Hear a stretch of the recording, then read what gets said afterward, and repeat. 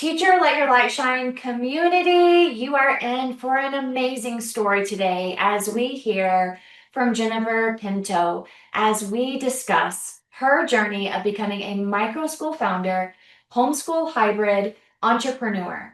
She is also a fabulous, fabulous connector and contributor to our Microschool mastermind community. I've also had the pleasure of coaching Jennifer through a series of times that we've been able to speak together and through Microschool masterminds. I'm so impressed with her tenacity, her resilience, her heart. She has incredible opportunities for children in ways that she builds up her community.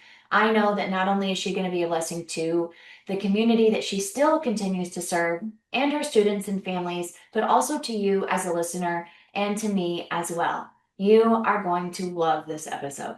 Jennifer, welcome to the show. I know that this is a long time due.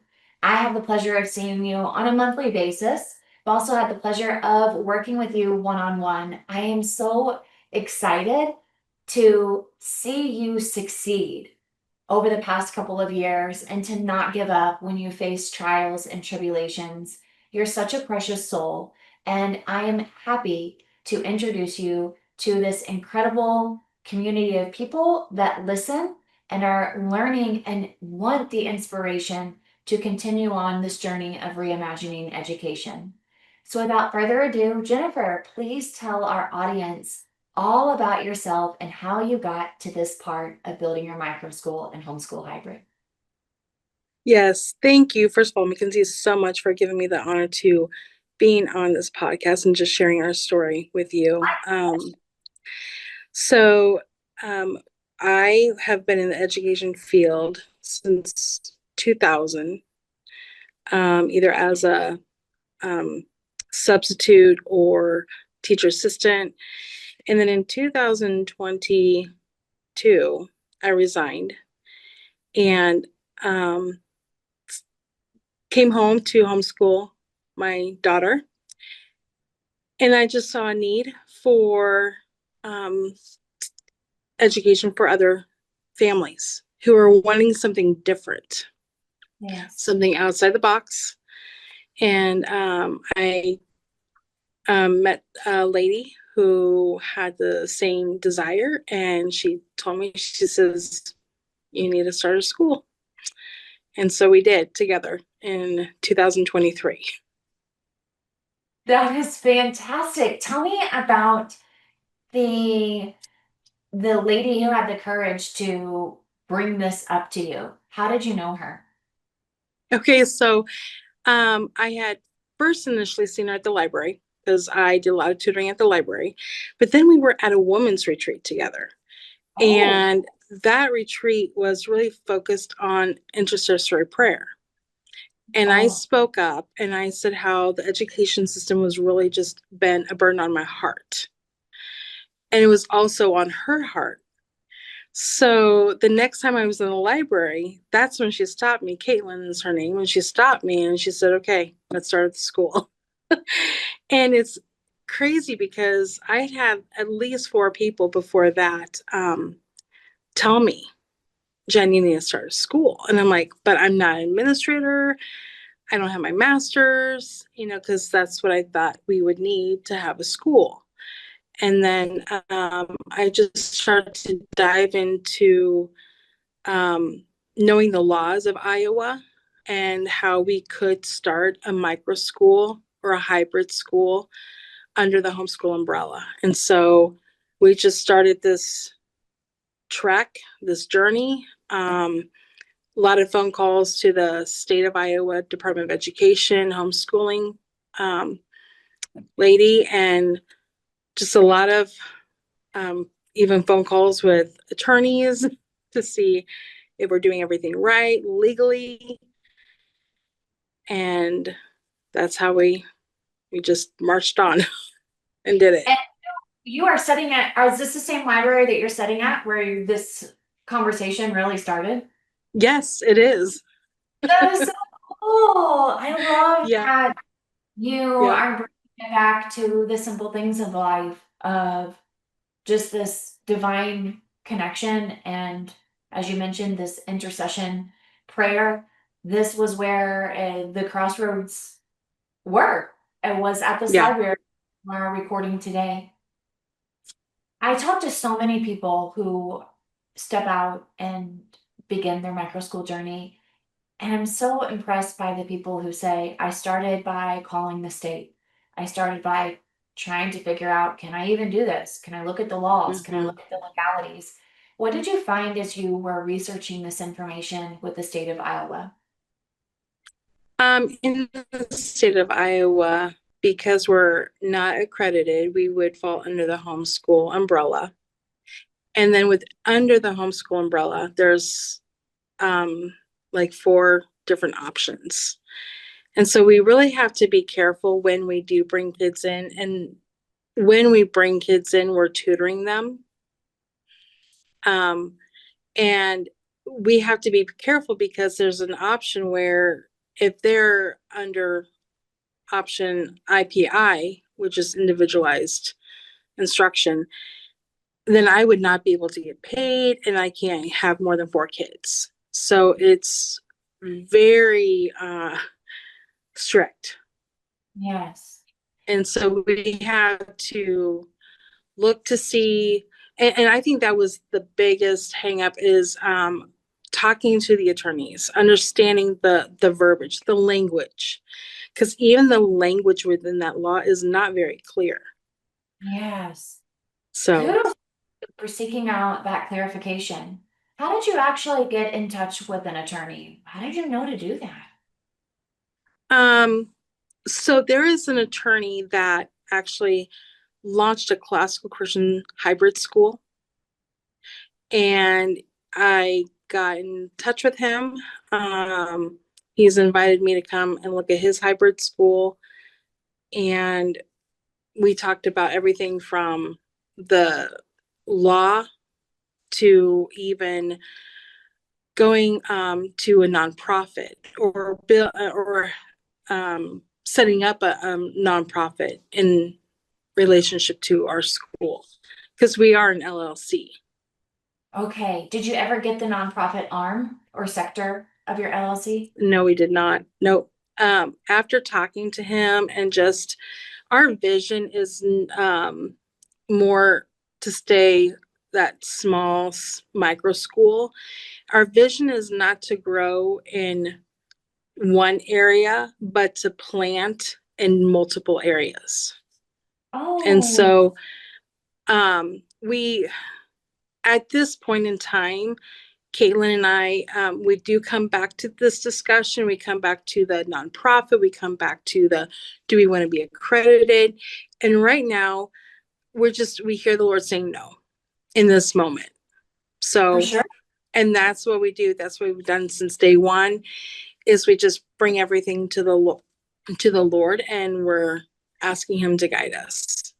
For sure. Thank you so much for sharing. So, It wasn't until year 5 that we actually began seeking out nonprofit status at some capacity after multiple conversations.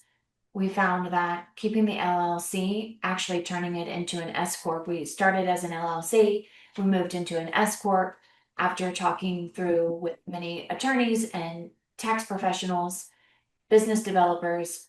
They felt at that stage of the school, mhm, it's best to go to S Corp. And then also mhm, talk to church leaders who are nonprofits. They mhm, recommended absorbing the business entity that we have just an addition as a nonprofit. And mhm, it's easier to get started as an LLC. So as you are mhm, trying to lift the plane up, you are going to need the least barrier to entry when it comes time to starting your micro school. And with that mhm, being said, starting out as an LLC and just getting the foundation, you can always change entities, you can always add on the nonprofit. But if you are really looking to get yourself in the door, start off as an LLC because the rest can become something that you look forward to in the future. Thank you for sharing. And yeah, started in, you launched your very first year in 2023. Yes. I believe you and I had our first coaching session in 2024. Think of Yes. through 1 year. And let's go back to that time. You were you were still really excited and inspired. You never thought of giving up this idea, but you had been facing some trials. And Hmm. just as everything that we begin, it's hard at first. Do you mind speaking to the person who is struggling in that area? Yes. So there will be trials.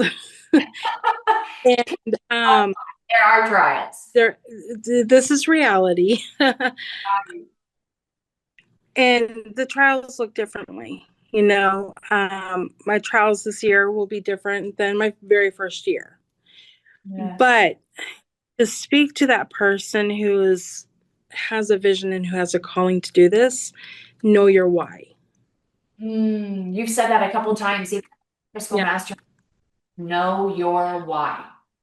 Know your why, because in that moment, it could be the hardest moment where the tears are coming Mhm. and you just question.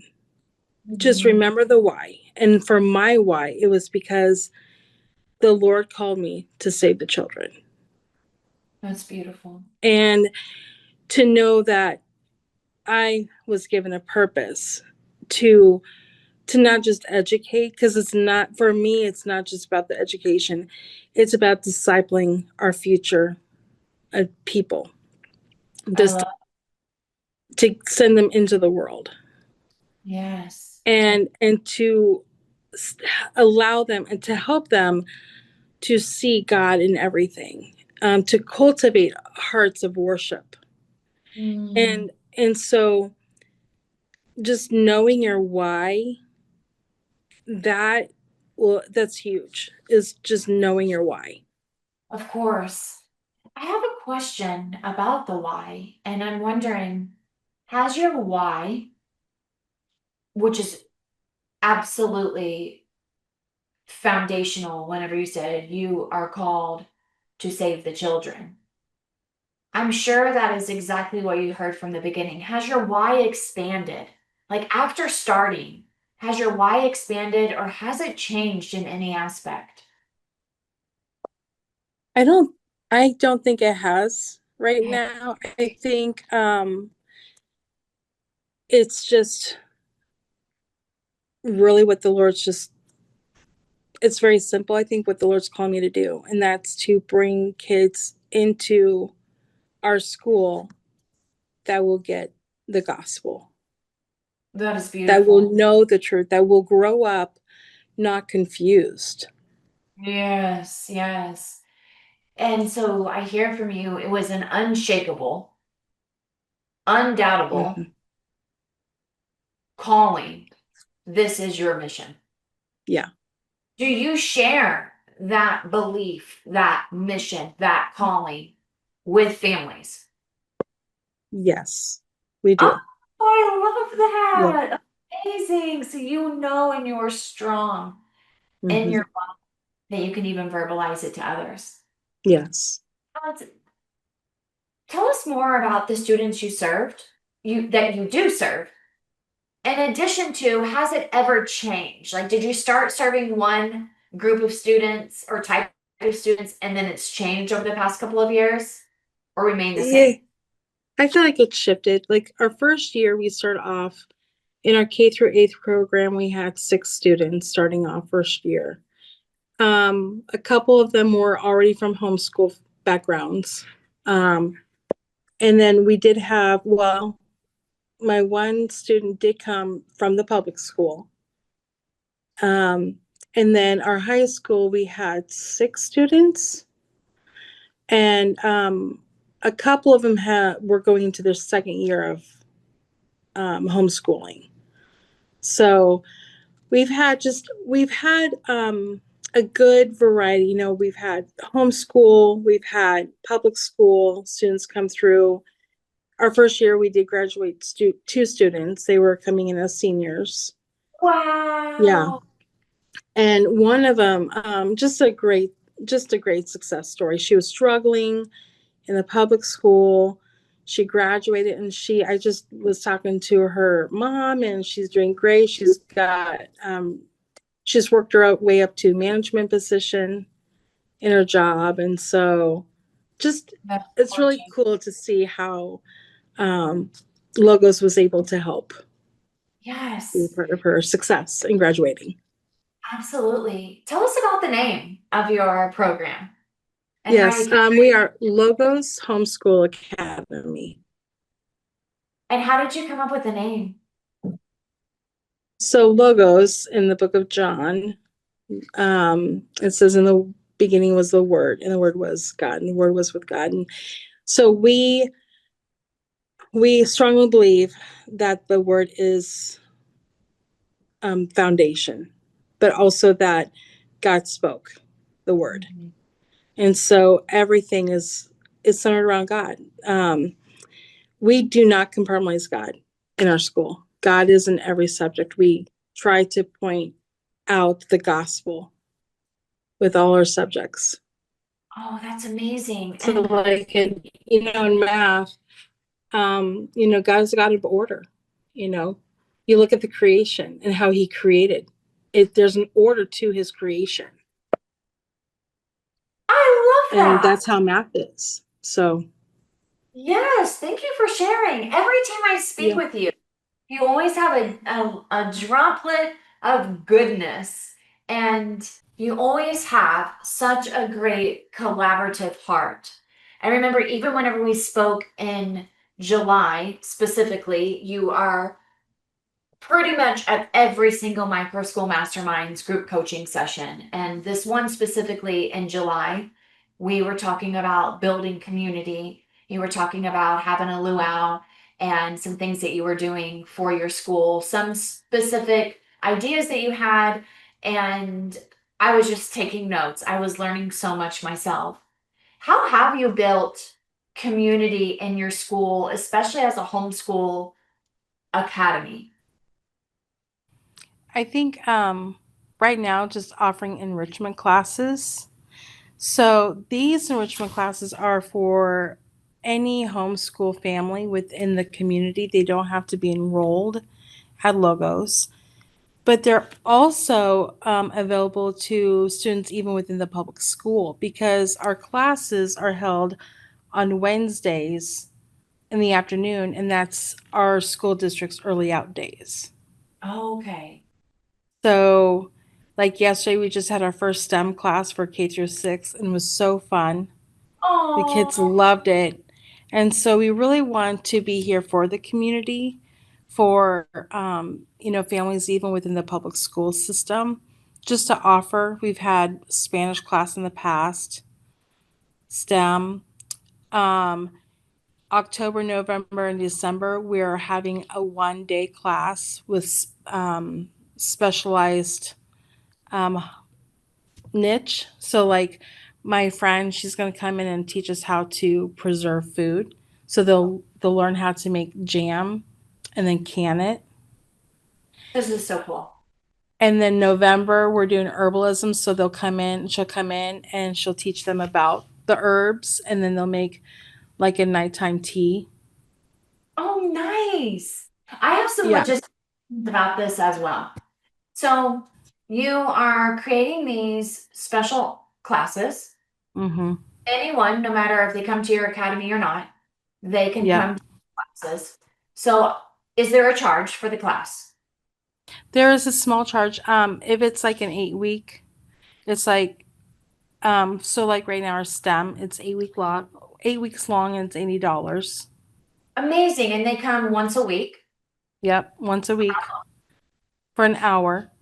for an hour. Beautiful. And let's talk about the marketing around that.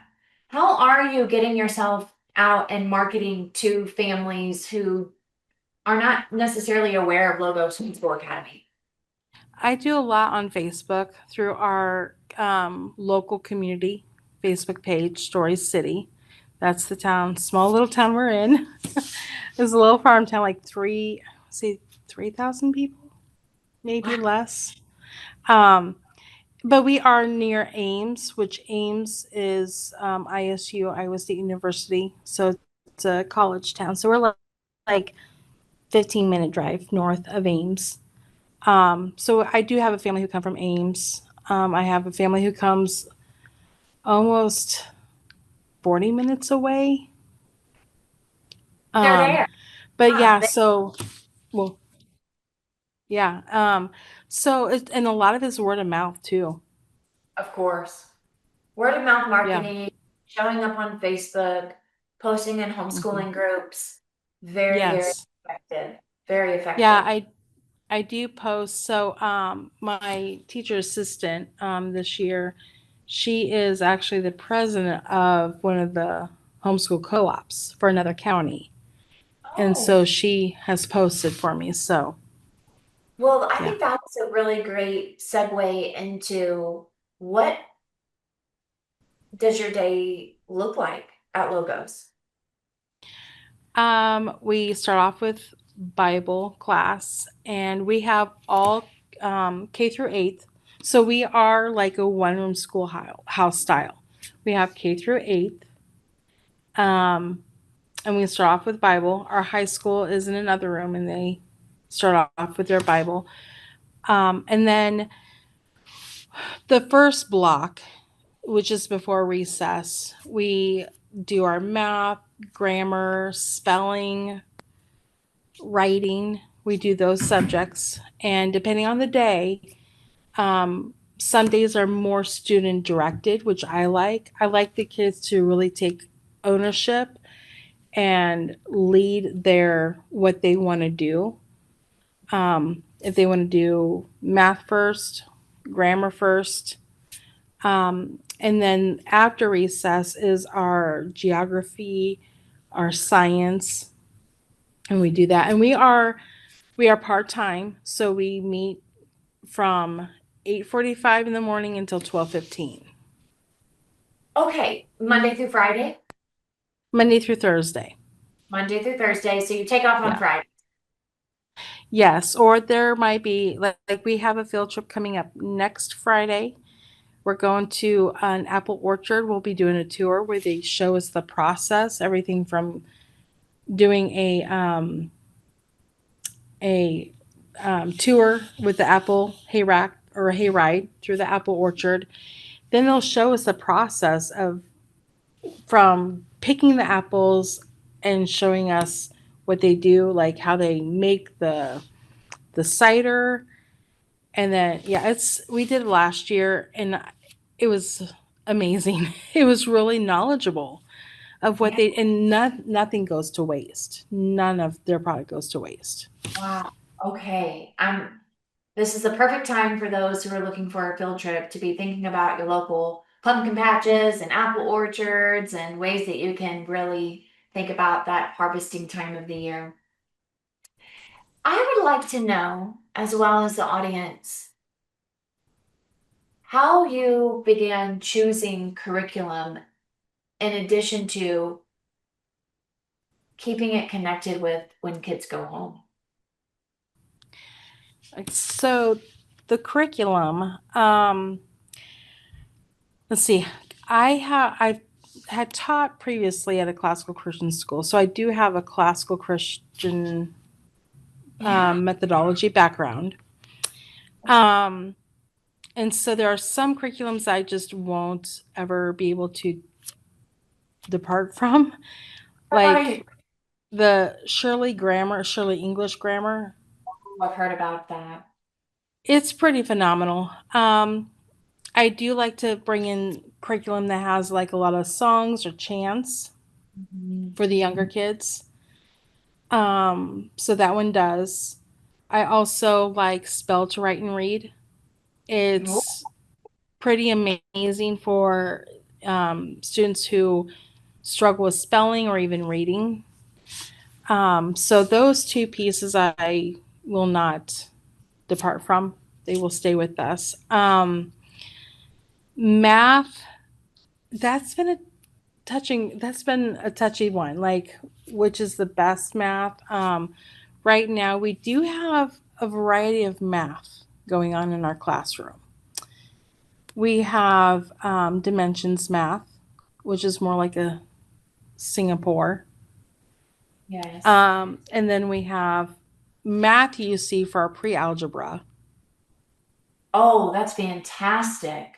I really like math UC for a couple of reasons, especially with our style, because we do have a couple families that are hybrid. So it's nice to teach the core concept that Monday and then they do the work at home and then they Oh, test on Thursday. oh, I like how you've built a system around this. Yeah.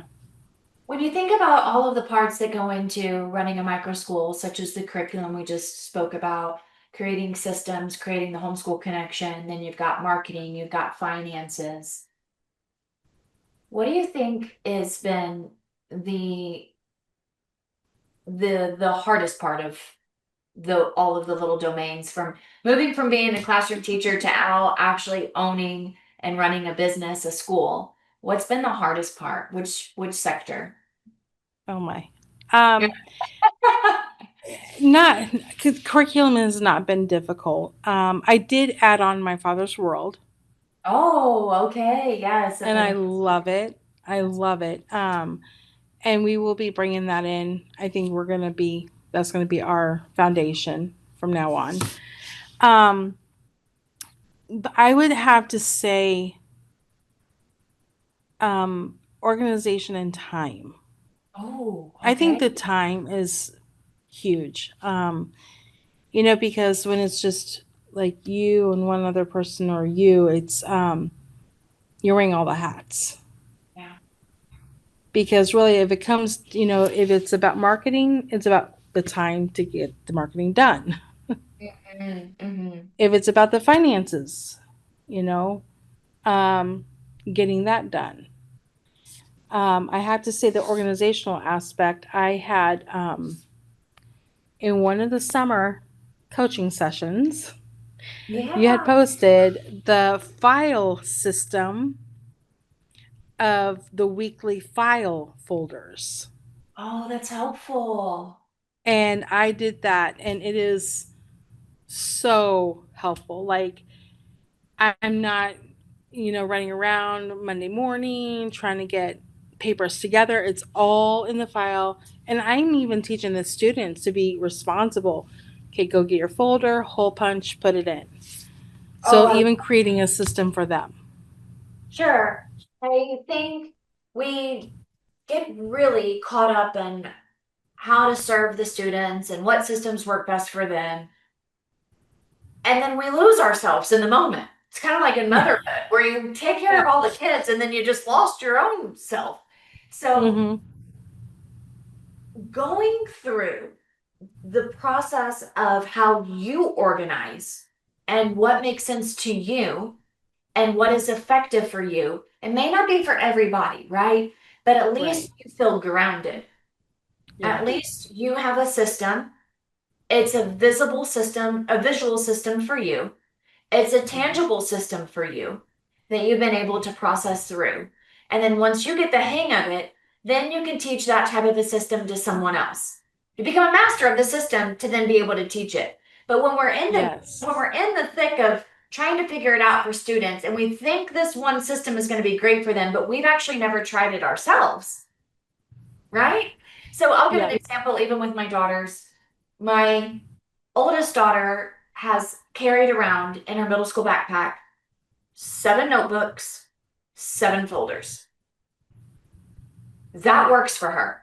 So she has 14 things in her backpack.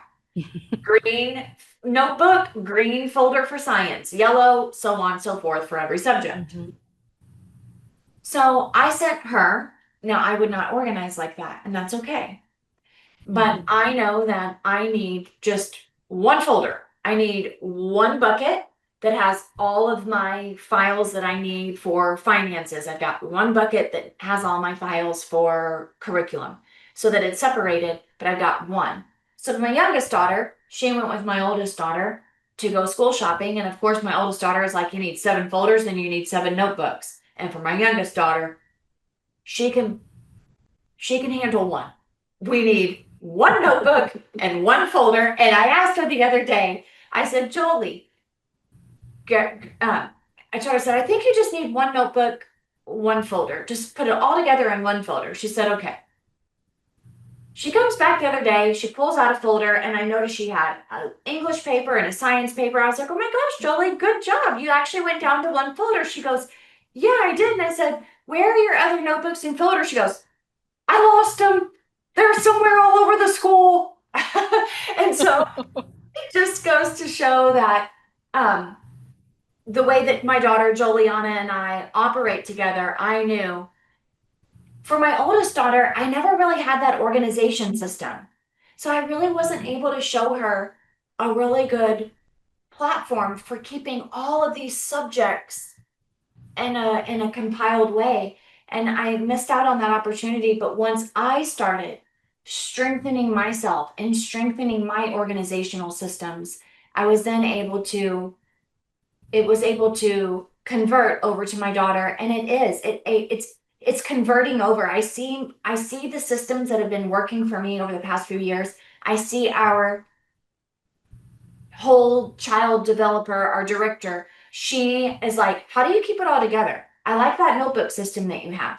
Then our secretary, she says, oh, I really like how you have these hanging file folders. And then we've got our community liaison. And she's like, I'm really interested in this workbox thing that you have. So I feel as a leader, as a mom, as a teacher, really having our own systems and organization in place is critical before we can Mhm. really organize all of the people that work with us and our students as Yeah. well. How many people do you have work with you? So this year we have one, four. So we have four paid staff, which Congratulations. is, yeah, yeah. So going from just two last year to four is pretty phenomenal. It's great. Yes. When you started homeschooling your daughter, how did that go? Was she a part of public school and then transferred over as a homeschooling student? Yeah, she was. She'd gone to the classical Christian school where I taught for 3 years out in California. And then we moved to Iowa, and they didn't have a classical Christian school in our area, so she went to the public school. And her seventh grade year, she prayed all year that I would homeschool her. Oh, And I was like, I can't let this pass. My daughter wants me to be teaching her. I'm going to take this opportunity because she will be grown up before I know it. that's beautiful. These are like golden years, and for me, just a lot of conviction that I am to train my child in the way she should go.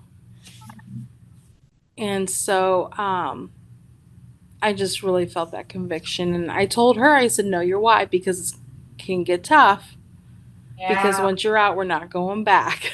So And what grade is she in now? she's a junior, 11th grade now. And your academy goes kindergarten through eight still, and she's a junior. Yeah, but and then we have a high school. So Caitlin, my partner, she does the high school.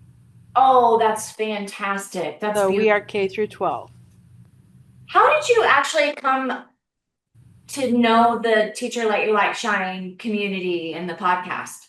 Was it after you had already launched or before? It was shortly after we launched. I want to say, I'm trying to, I want to say someone that I was connected to on Facebook. I seen the Teacher Let Your Light Shine, and I joined it right away.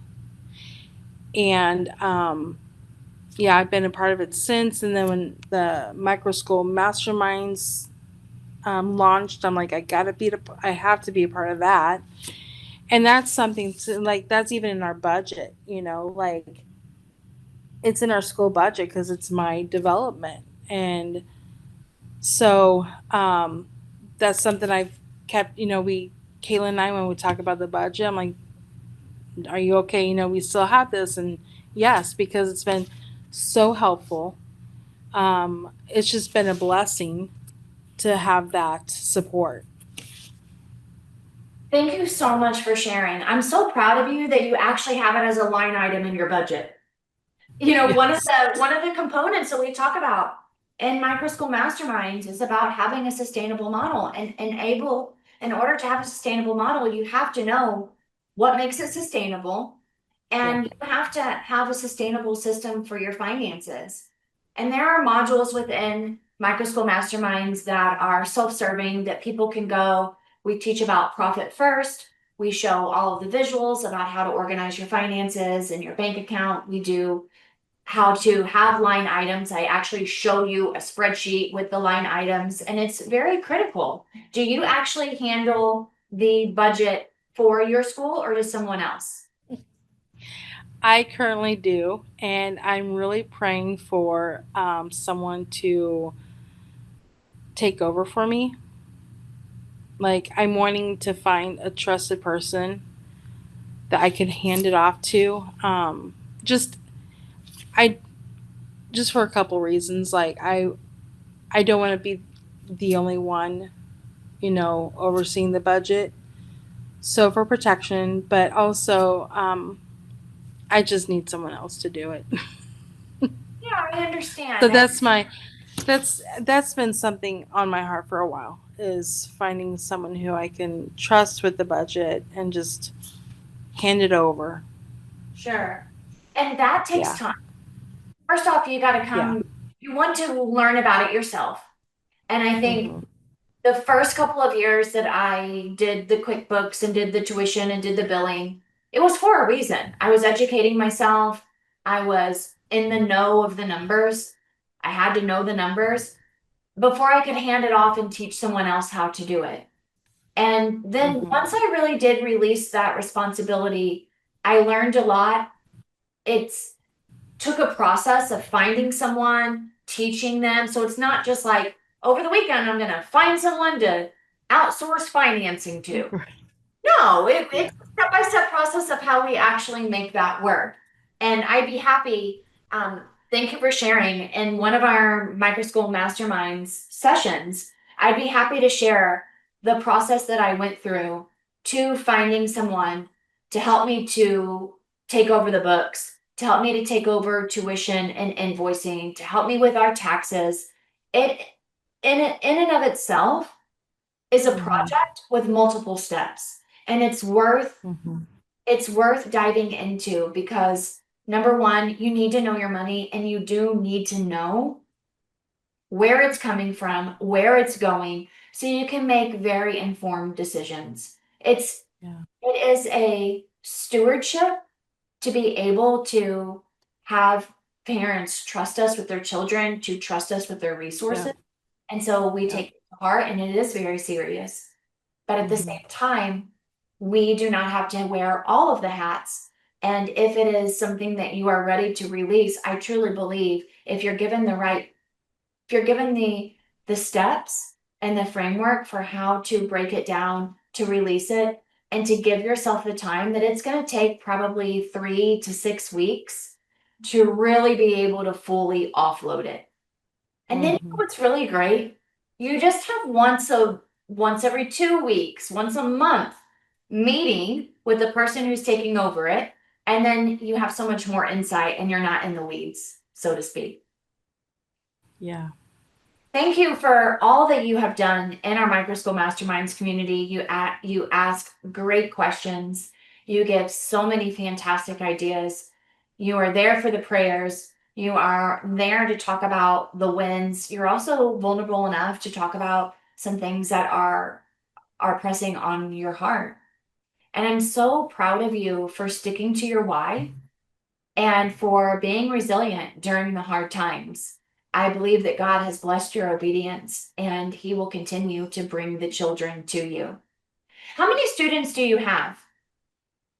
So this year, we are started off with 9 K through 8.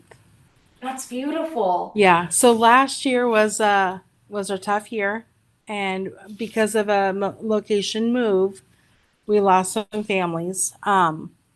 Which, I just God is in the details of everything, and so I learned early on in last year that all I had to do was trust him Yes.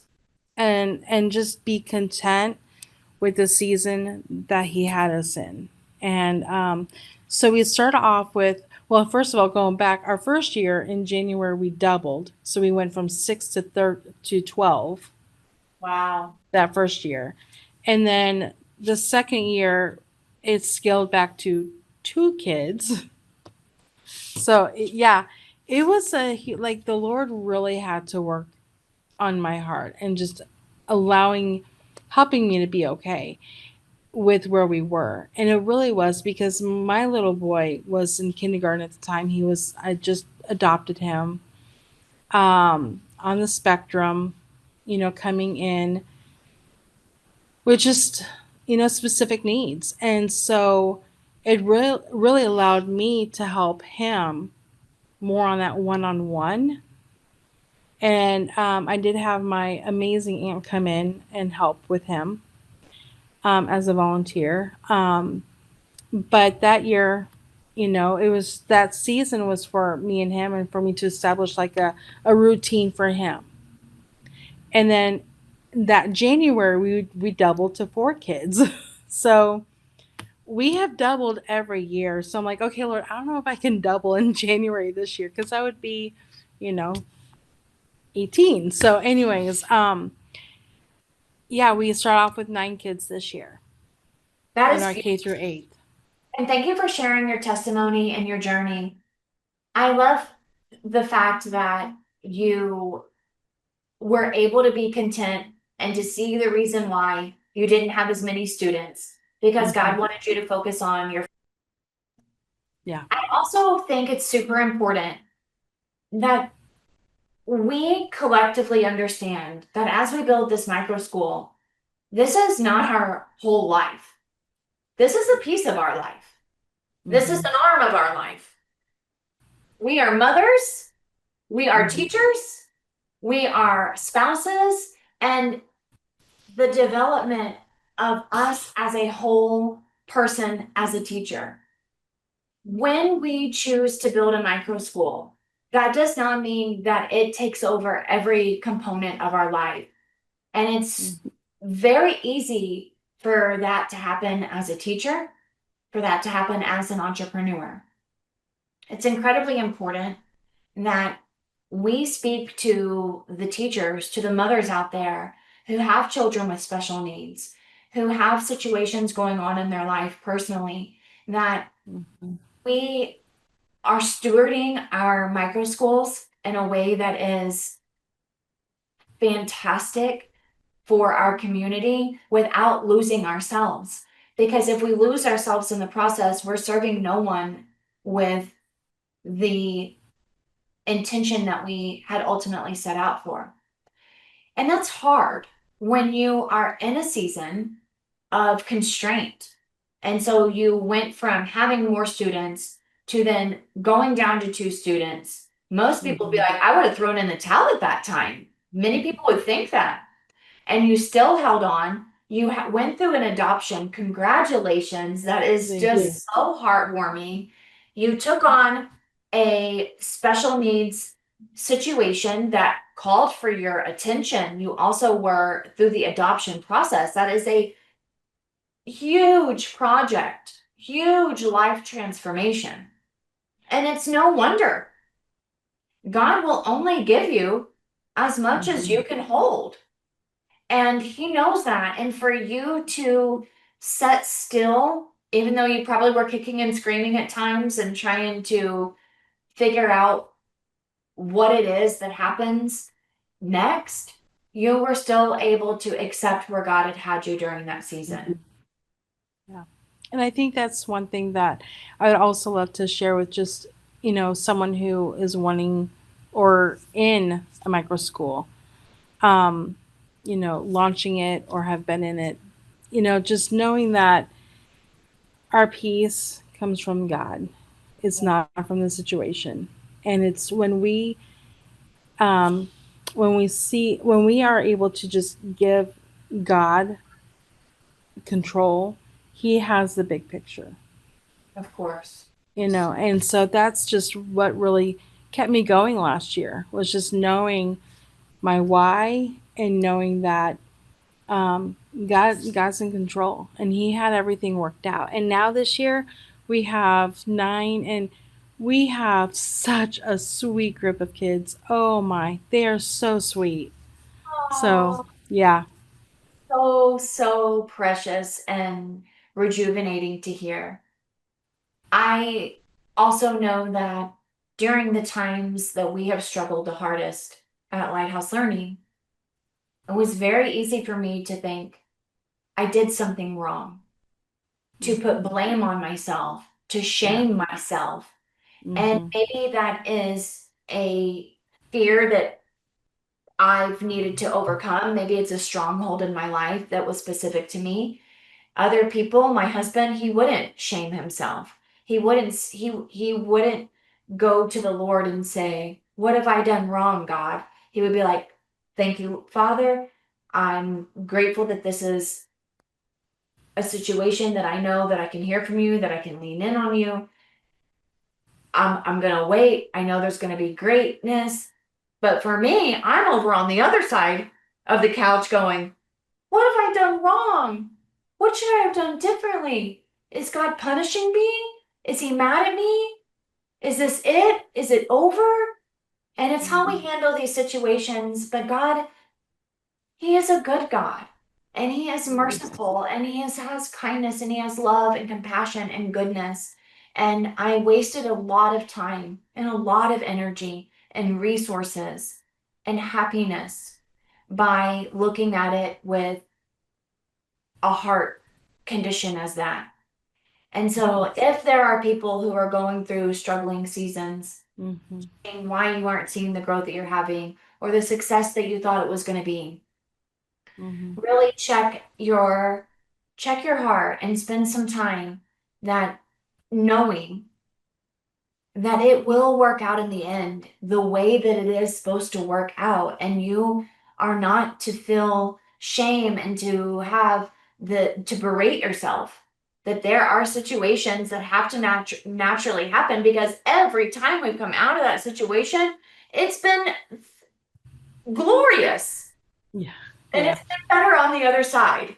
But we were Hmm. required by the fire for sure. Yeah. Well, Jennifer, I would like to end this with a takeaway for those who are listening. What is one mindset shift that you have endured yourself that you really want others to know? Like what has taken you a long time to process and the shift that has really impacted you the most with this journey? I would have to say, going back to just knowing that A, it's not my school, it's the Lord's, and just putting it before Him constantly. Everything from the finances to having to structure the day differently because I doubled, like all of that, um, just being able to let go of the things I cannot control, Right. but just seeking Him, like in every aspect. And um, that's brought me a lot of peace. It's brought me a lot of just being able to keep charging forward Yes. through the Yes. good, through the not so good. Yes. um, yeah. Well, I am so thankful for you. I'm thankful for the peace that you bring to our community. You really do. You've been very active in the Teacher Let Your Light Shine Facebook group. Having you become a part of Microschool Masterminds, it's always a joy to see you on the other side of the screen, to hear your ideas, to hear your own stories. And I really want to say thank you. Thank you for trusting me. Thank you for trusting the entire mission of Teacher Let Your Light Shine. And I know that so many people will be blessed by this conversation. And I'm excited to see where God takes Logos in the future. So thank you, Jennifer. Please let those who are listening know where they can continue to converse with you, and your website or any special platform that's important to those who are listening. Yeah, thank you so much, Mackenzie. My pleasure. My website is logoshomeschoolacademy.com. LogosHomeschoolAcademy.com, and you can find Yes. Jennifer in the Facebook group, and you can find her at Microschool Masterminds. Yes. Jennifer.